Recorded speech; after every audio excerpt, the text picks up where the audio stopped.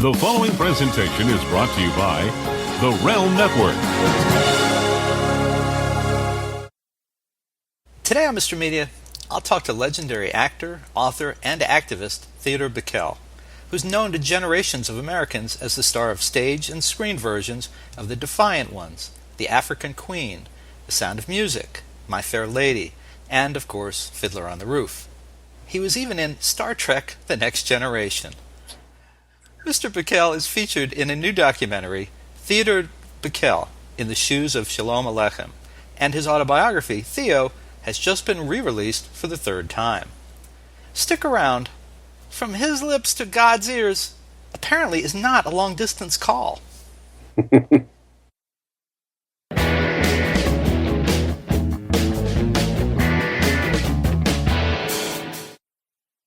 So much media, so little time. Who keeps track of it all? That would be me. This is Bob Andelman, and this is the Mr. Media Interview, brought to you today by Amazon.com. When you visit MrMedia.com and click on any of the links to purchase books, music, movies, gift certificates, or anything else through our Amazon link, you support this free video podcast. Whenever you need something else from Amazon, please consider returning to MrMedia.com to order it. It doesn't cost you any extra, and we sure appreciate the support. And don't forget, MrMedia.com has more than 1,200 celebrity audio and video interviews archived on the site. That's hundreds upon hundreds of hours free entertainment. Subscribe for free on MrMedia.com, and you'll instantly get an email every time a new interview is posted. You can also watch and subscribe to the show on YouTube, Vimeo, Dailymotion, the Realm Network, and Frequency.com.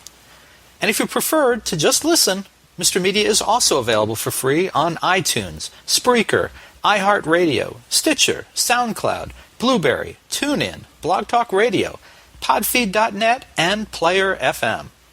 You can subscribe to any of those services and never miss another episode. Finally, you can interact with Mr. Media Interviews on all kinds of social media, including Facebook, Twitter, Google+, and more. Friend or follow us, we'll friend or follow you back. Thanks for listening. Thanks for watching.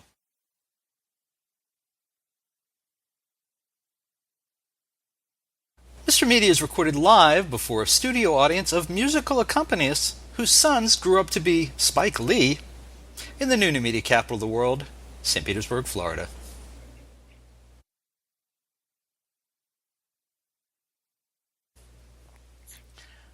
What kind of introduction most becomes a legend?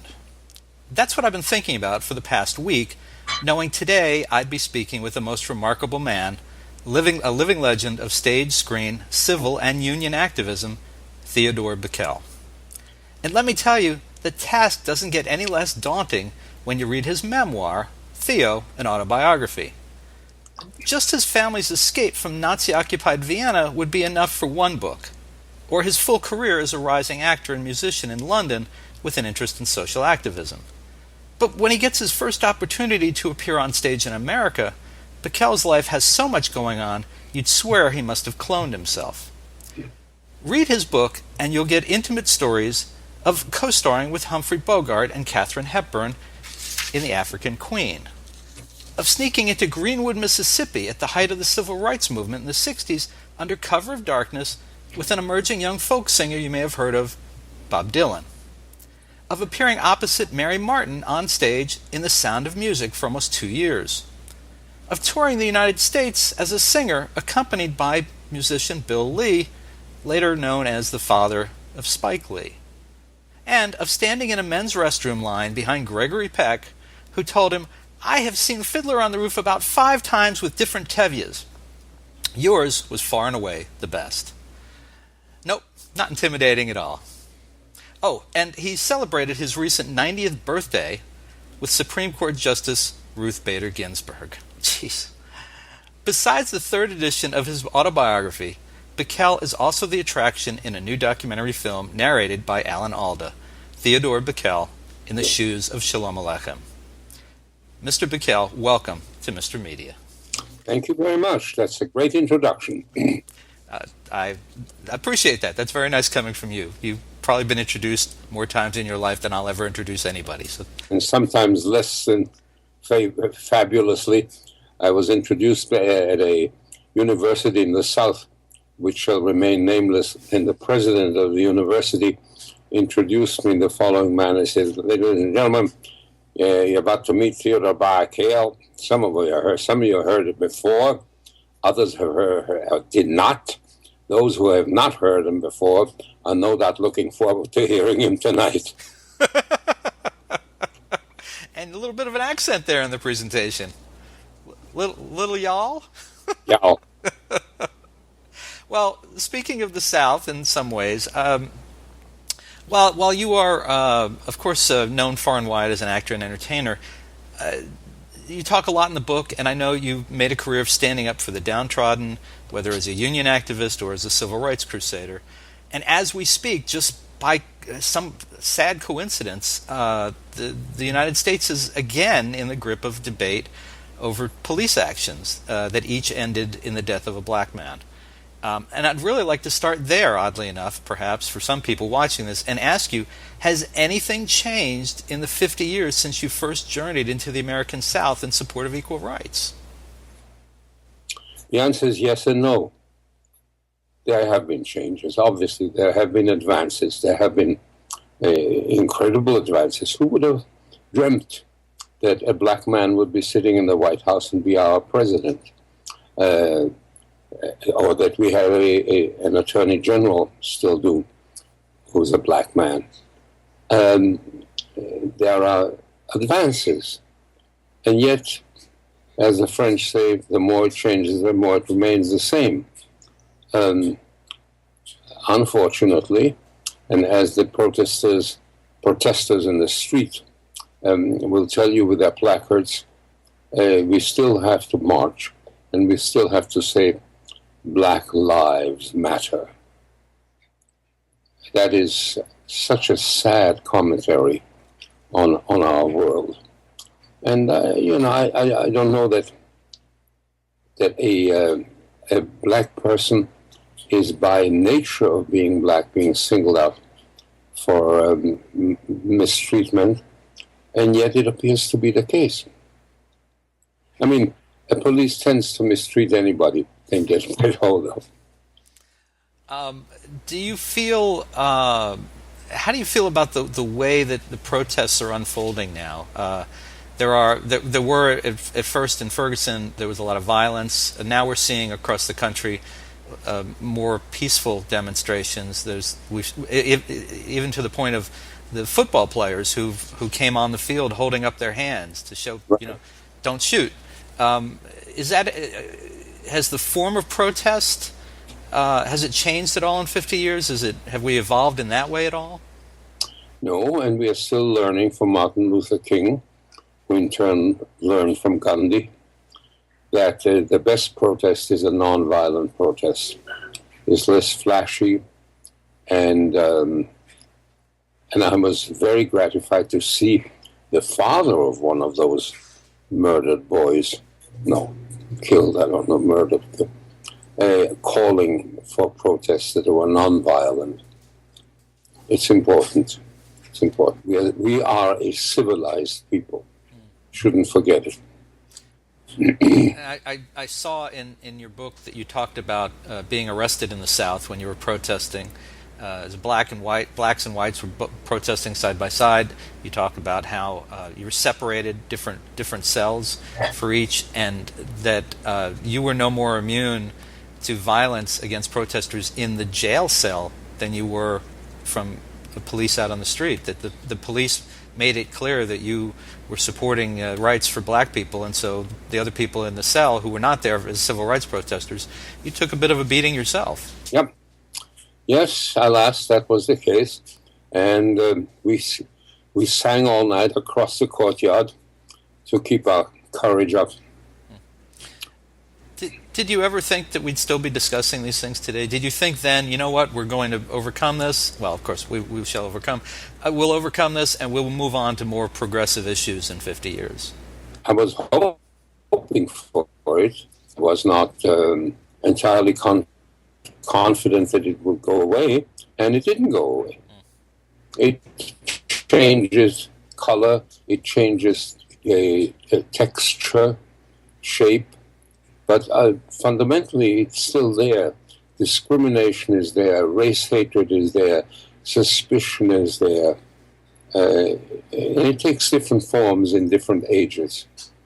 I imagine there's people who would watch this, and pardon me for the way I describe this, but they'll look at you and they'll see this older white guy, older Jewish white guy, and say, "What do you know about such things?" But the reality is, you were just a boy when you went from one day you were living in a relatively free country. The next day, the Nazis are marching and taking over your country without a single gunshot, and you were discriminated against there. It was like suddenly. Immediately, I was a person, sure, I was only a boy of 13, but I was a person of equal rights. And immediately I turned, overnight, into an object of derision, of hatred, of persecution. And I saw incredible cruelties being perpetrated upon people I knew down in the street. Men forced to clean their sidewalks with their toothbrushes, women with their fur coats, men being shipped off in trucks to God knows where. And a lot of people that I knew suddenly overnight became lords and perpetrators, and yet others did not. Nice, decent people, but they didn't call a halt either. And I couldn't formulate it then. Today I can't absolve these nice Gentile people next door of guilt and complicity.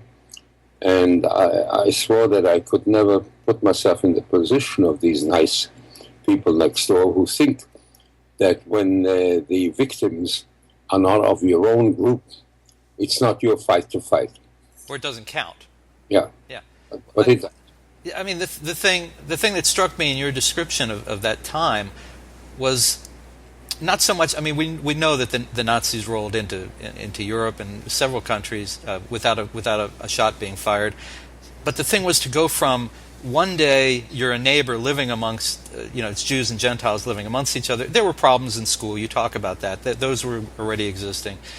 But to suddenly look out the window, see the Nazis coming down the street, and see your neighbors cheering them on. These people that, you thought were your friends and your neighbors, and suddenly they're like, yeah, come on in, get the Juden out, just like, oh my God, that's the most disturbing part to me. That's the most disturbing image I took from that. You just don't know.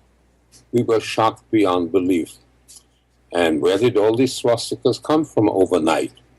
Obviously not overnight. They'd been in preparation for a long time. Well, so let me change gears slightly here. You have lived, obviously, I mentioned that you just celebrated your 90th birthday. You've lived in so many eras, so many things that have happened. When you think about the good old days, I mean, I think of the good old days and I think, oh, that was when my kid was 10, 11 years old and was still respectful of her dad. When you think about good old days, what does your mind go to? When does your mind go to? Well, there are several periods of good old days. When I was a small child in Vienna, that was a glorious time. Glorious time. A time when I learned how to be appreciative of literature, of art, of the theater, of music. A place also that permitted me to develop myself as a Jew. All of that. That was good old days. Then became the skies darkened after that. And then there came other periods of good old days that I can look back on. My early days in what was then Palestine, which is Israel now, they were fine in a society that I appreciated, that I liked, a socialist society, an egalitarian society, built upon a kibbutz principle. Wonderful. That no longer exists either. And you look back on it with nostalgia. I was expecting that you were going to say your time in London, just guessing from the way it read. It sounded like you had the time of your life in London. Yes, because there and my love for the theater really blossomed again. London and theater are synonymous with each other, and it was a wonderful time. I didn't have much money at all, but I didn't mind. I didn't care. It didn't matter. You were at the center of a social circle that was about as widespread as anyone could imagine. Yeah. People of all different religions, races, colors, professions. And you were at the center of that. You and your flatmates, I guess. Yeah, I guess. Yeah. All right. So again, skipping around just a little bit for time reasons, I have to say, it occurred to me I may never again get a chance to talk with someone who worked with Humphrey Bogart. So I have to ask you what you can tell me about being in that man's presence. It's such a... I describe you as legendary, and I think that's very apt. And I think that people think of a Bogart as equally legendary and such a presence. And I'm just wondering, what was it like as you look back to be with that man and working with that man? It was an extraordinary experience because he seemed so laid back, so laconic, monosyllabic almost, until he got on the set. And then there was a full-blown performance, and I can't tell you to this day where and when it came together. It was a lesson that I've never forgotten. He was also very pleasant to be with, pleasant to talk with. We played a lot of chess together. We had some laughs together. This was no standoffish personality. He was a wonderful guy to be in the presence of. Katharine Hepburn, on the other hand, she was an aristocrat, but she was also kind to all the people around her, as all good aristocrats are. It's like the good people in Downton Abbey. And do you ever go back? I mean, I remember watching with my wife and daughter not long ago, The African Queen. Would you ever go back and watch a film like that? When was the last time that you might have seen it, if at all? Actually, they ran it last year at a special showing and a Q&A with me afterwards. So I saw it a year ago.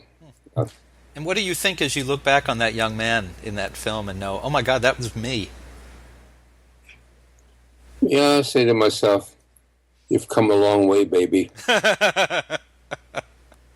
Well, what I want to know is, I mean, I got to ask you, I'm looking at you. This is the wonder of these video interviews. You look like the picture on your book, which looks like you 20, 30, 40 years ago. You look younger than I am, and I'm 40 years younger than you. How do you do this? I'm doing it without makeup, for one thing. Okay. I live the good life. Okay. I read, I sing, I enjoy music. I enjoy life. I am even the newlywed, which is great. Really? Yes. I married a wonderful woman just about a year ago, and all that keeps me well and healthy. Well, congratulations on that. I will point out, I will not ask the question, but I will point out that you make a point in your book that yes, there is sex after 80. So if you just got married, I will go to a term I don't use very often and just say Mazel Tov. Okay. All right, so a couple other people I'd like to ask you about in kind of a quick succession. We mentioned that you worked with Mary Martin on stage in The Sound of Music. By coincidence, of course, she's also very well known as Peter Pan for so many years and so many productions. And by coincidence, as we're recording this, we're a couple hours away from NBC is bringing back Peter Pan tonight in a live televised production. What do you remember most about Mary Martin and her presence and just her personality? She was a tremendous performer on stage. She was also not of this world. She was weighted on hand and foot and they brought her in a limousine from a penthouse, and after the performance took her back in the limousine back to the penthouse. It's like they took her out of a bed of cotton and set her on the stage and said, go girl, go. And she played all these little people, but she never got a chance to meet any, so she played her memory of what little people used to be like in Weatherford, Texas, where she grew up. She was a very pleasant woman, but as I say, not from here. Well, and you anecdotally tell some wonderful stories about her. You talk about her going down in the elevator and going out on the street and realizing, oh, I need that thing called money, because Right. I guess her husband was very controlling, either because he was controlling or because it sounded like she needed that. That's right. And then she went back. She went back to the apartment to get some money, and there was a new guy on the elevator, and they'd been in this building for quite some time. And the elevator started up, and he said, "What floor, miss?" And she said, "Take me down again. I gotta ask." That's great. That's a great story. I love that. Someone else that, and I mean, there are hundreds of people who you talk about in the book, so I'm just zeroing in on a couple. And speaking of zero, you talk about Zero Mostel, who, of course, played Shalom Alechem's Tevye in the movie, and people probably best know him for Fiddler on the Roof in that regard. But you describe him as, shall we say, a very colorful man. And I wonder, what made him so, at the same time, charismatic and, in some ways, from your description, repulsive? I mean, how could someone be so different? Well, he was larger than life. There was no stage large enough to contain him. He was, he was brilliant. If you saw him at the beginning of a run, and there was nothing better. If you saw him about a month later, the performance was full of shtick and stuff. Obviously, he got bored very quickly, and he was burly. He was somebody, when he played Rhinoceros, somebody said to another actor whom I know, I said, you got to go see Zero Mostel playing Rhinoceros. A man without the aid of makeup turns into a rhinoceros. And he said, I've yet to see him in a play where he doesn't. You, what was the thing I was... you talk about him, though, it seemed like people would see him coming off the stage, and if they knew him already, they would probably head in the other direction. That he could be a little too much to handle. Probably not for me. I loved him. I thought he was I found him to be a very good friend. Your description of him made me think of John Belushi, which may be a completely wrong comparison, but I thought of Belushi as this man of immense talents, very charismatic and a stage presence, but in his private life, everything was to excess, and he would indulge himself in everything. And I thought, I'd never thought about them the same way until I read your description. I thought there might be some similarity there. Probably. Rather than me pick a name, let me ask you, if you could pick out one other person that we haven't discussed, who you've worked with, stage, screen, wherever it might be, who holds a fascination for you over the time, who would that be? Paul Muni.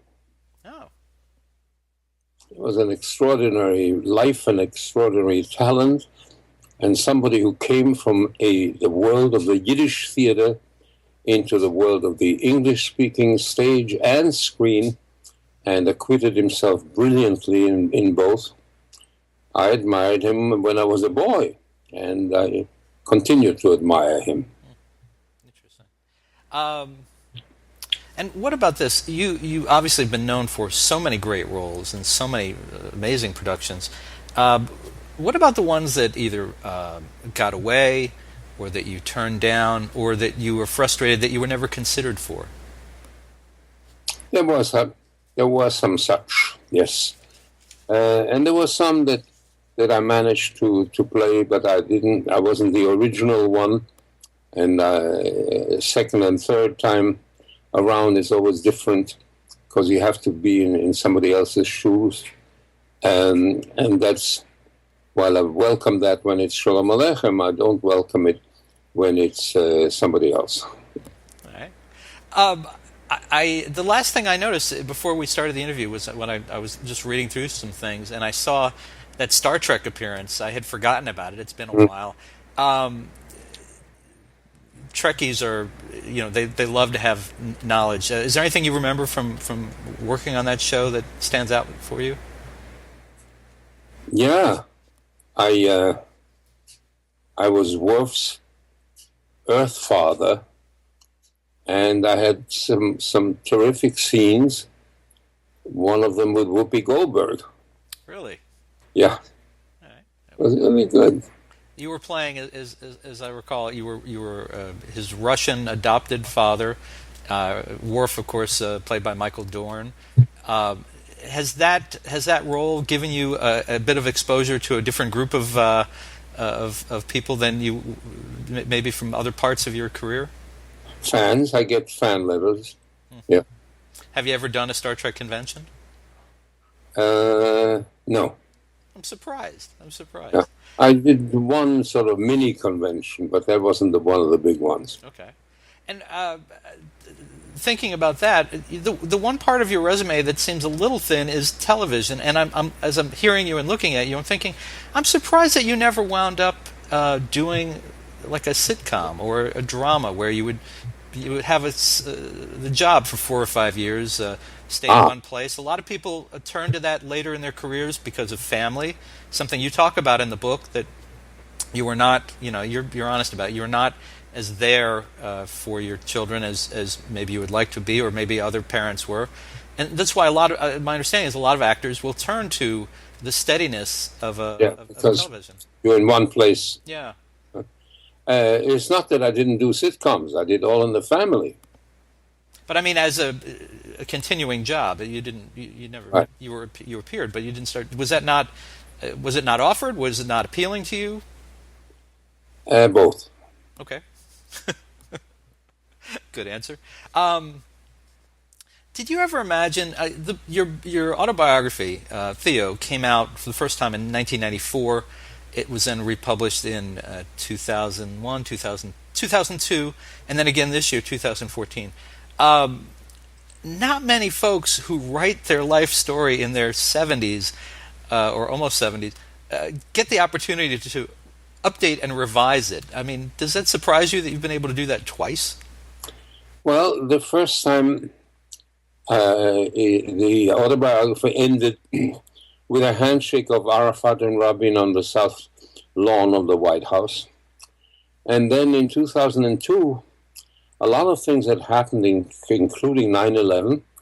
And when they wanted to republish, they said, yes, but write a paragraph, a chapter that would reflect what happened in the meantime, from the time of the first edition until now. Fine, I did that. And this year they wanted to do it again. They said, now that you're 90, can you look back on your life from the vantage point of being a 90-year-old? And what is there to be said about that? And lo and behold, there was a whole brand new chapter to be written, and I wrote it. It's amazing. I mean, to get to do that, update your life story twice like that, it's pretty remarkable. And I was kind of reading between the lines, and this is a little cliche, but it seems to me from reading the book that you might actually be the person who can attribute your enduring life and career to literally wine, women, and song. Yeah, it could be. Most of these three, mostly song. But I won't say no to the other two either. Yeah, I've read the book. I don't think you said no to a whole lot of. I mean, you're not flagrant in your stories about women, but clearly you have enjoyed No, and it's not a tattletale book either. Right, right. I don't want to imply that it is, but you've been married a couple of times. Had a good life in London, which is what I referred to earlier. Okay, all right. So we have to cover the documentary Theodore Bikel in the Shoes of Shalom Alechem. Whose idea was it to do this? Interestingly, I wrote a play about 5 or 6 years ago called Shalom Alechem, Laughter Through Tears. It's mostly about Shalom. I play Shalom Alechem, I play the author himself, I play his characters, old women, old men, young boys, this and that. I also play myself in the beginning and in the end. And it was a stage play, and I did it quite a number of places, number of times. And when I performed it in New York, Elie Wiesel came to see it.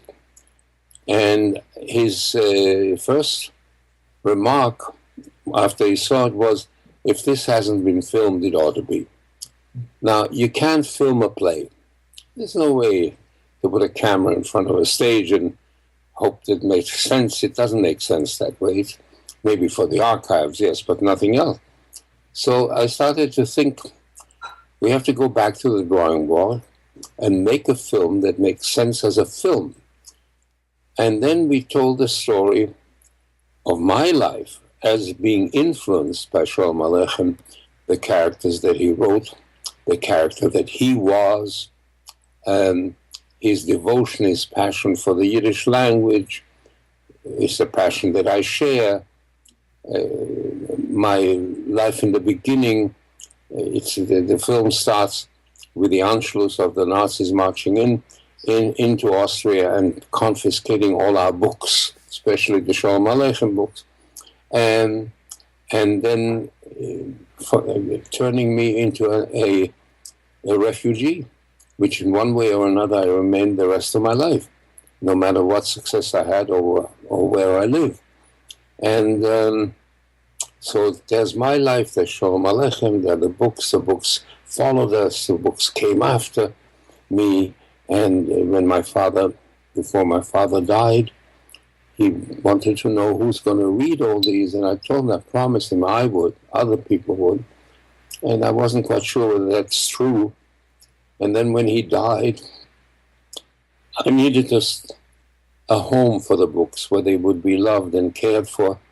And I sent them to Amherst, Massachusetts, to the Yiddish Book Center, all the way from Tel Aviv. And then, when I worked on my play and on my film, I needed the collective works of Shalom Alechem, and I called them. And the books appeared on my doorstep. So this whole migration of Shalom Alechem happened. And it happened to me and for me in my lifetime. It's great, really great. And I miraculously was spared during the Holocaust. My life was saved, and I wasn't quite sure why, or if I deserved to be spared. And the upshot is that perhaps because I can use my voice where others people no longer have one. Were these the same books that your grandmother saved Yes. from the Nazis? Yes. The actual books. It's amazing. Yeah. It's a wonderful story. I it's just amazing how some woman, your grandmother. Now, why do you think Shalom Alechem stories and even his voice still stand up a century later?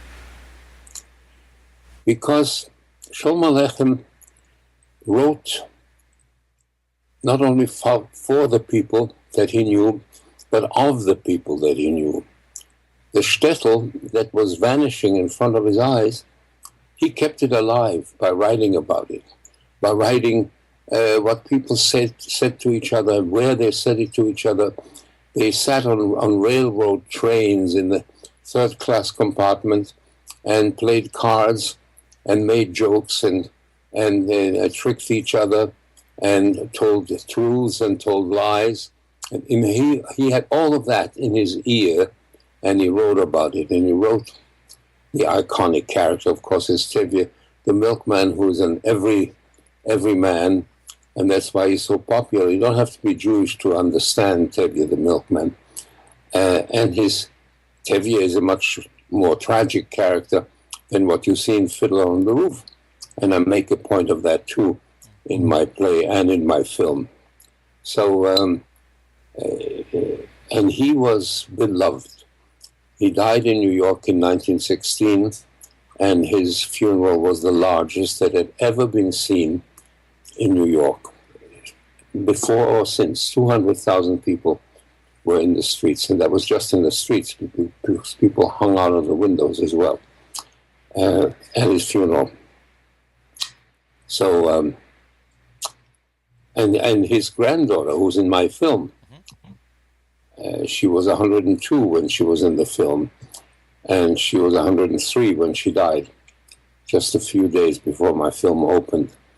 Belle Kauffman, who wrote a book called Up the Down Staircase, that was Shalom Alechem's granddaughter. She had a letter from him, which I saw, and he wrote to her in Russian, but it was translated into Yiddish.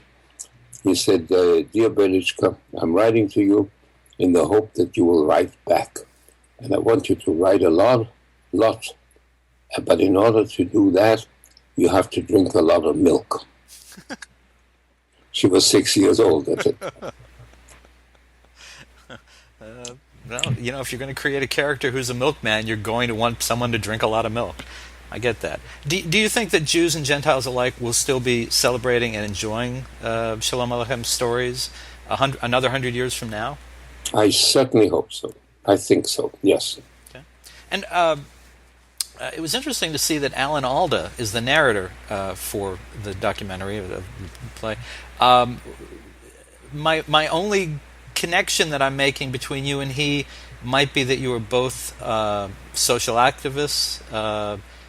You're both actors, obviously, but you have a social concern and have spoken up on things that you believe in. And is that the connection, or is there some other reason? We're also friends, and we were in a play together actually on Broadway. Oh. A play that was a dismal flop. It ran 3 performances. Oh no! What was it? It was called Cafe Crown. Yeah, you would not remember it because nobody would. Well, it's just, I'm thinking Theodore Bikel and Alan Alda. I mean, you would think they'd sell enough tickets for at least about a month or two, just based on the names. He was still a young actor. The big star of that play was Sam Levine. Ah, okay. Well, interesting. All right, so last thing I want to ask you. If you could have one do-over from your life and career, whether it's personal, professional, whatever it might be, one thing you could do over the whole 90 years, what would it be? Nothing. Boy, I'm 54 and I can think of about a half a dozen things I'd like to do over. That's good. That's very good.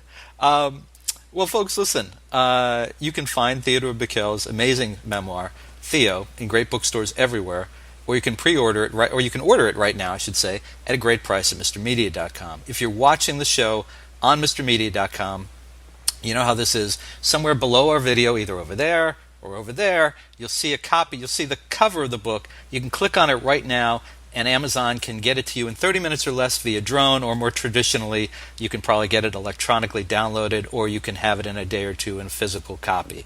And also, the same goes for the documentary, Theodore Bikel, In the Shoes of Shalom Alechem. Mr. Bikel, I see that you have a website. It is it TheodoreBikel.com, or is it Theo Bikel? Bikel. It's just Bikel.com. Okay. And do you have you been drawn in by any social media? Are you on Facebook or Twitter or any of that kind of thing? I'm also on Facebook. I don't quite know how to work it properly, but people show me. Very good. Very good. Well, Mr. Bikel, it's such an honor and a pleasure to have met you in this way and to get to speak to you. I just thank you so much for joining us today on Mr. Media. I really appreciate it. Thank you very much.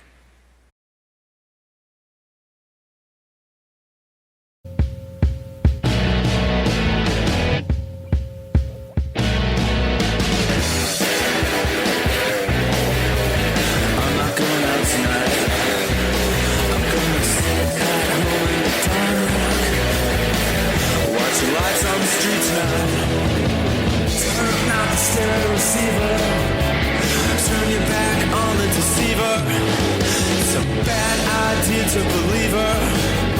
A bad idea to believe her. Turn up the stereo receiver. Turn up the stereo receiver. Hi, this is Buzz Burbank in the Buzz Burbank newsroom, preparing for you another Buzz Burbank news and comment. Do you like good stories? Boy, I sure do. I turn over a lot of stones each day to make sure I don't miss the best ones. Sure, some make me angry, and some make me sad, and some make me laugh, and isn't that what makes us human? I'm proud of the fact that I pack more news into my 10 or 15 minutes a day than the evening news does in a half hour. It's a free podcast at buzzburbank.com, or you can subscribe free at iTunes, SoundCloud, Stitcher, or get it on any RSS device. It's like a newspaper for your head. It's Buzz Burbank News and Comment, another Realm Network presentation.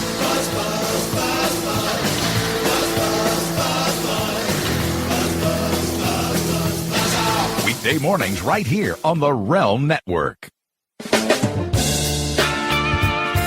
Ladies and gentlemen, children of all ages, welcome to the George and Tony Entertainment Show.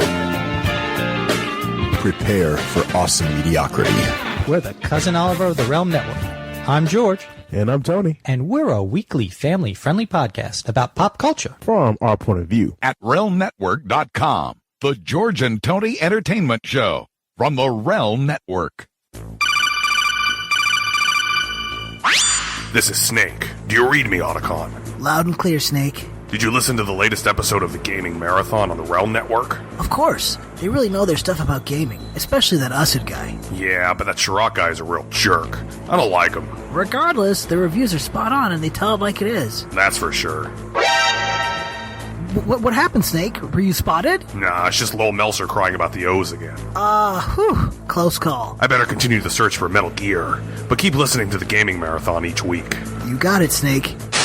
New every Monday afternoon right here on the Realm Network. It's the Mark and Lowell Show. Hi, this is Mark. And this is Lowell. And if you're fans of Don and Mike, you may know who we are. Our number one interns. You've met them on the show. They're the guys that ate all the junk, and they were outside with each other holding hands with a sign that said they loved each other wearing the dunce caps. And what you may not know is that we started out as fans back in their WAVA days. Hi, Don and Mike. It's Mark and Lowell. Oh, yeah. Hey, these are two guys that we once actually called them our proteges, didn't we? And now we have our own show, so we want you to give it a shot. Just check us out at the Realm Network, realmnetwork.com, or you can go to markandlowell.com.